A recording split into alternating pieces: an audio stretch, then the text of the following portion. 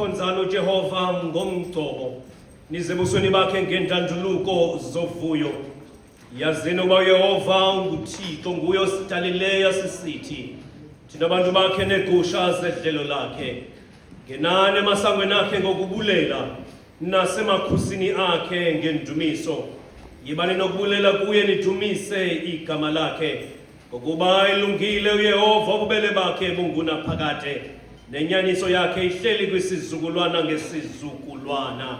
Mandicela ivesi benye kwaya sicela uba unhlane njengengwevu yalapha ekhaya asikhanyisele likhandlela elisisikhumbuzo sokuba naleni inkonzo sidibane egameni likaKristu olukhanyiso lwehlabathi.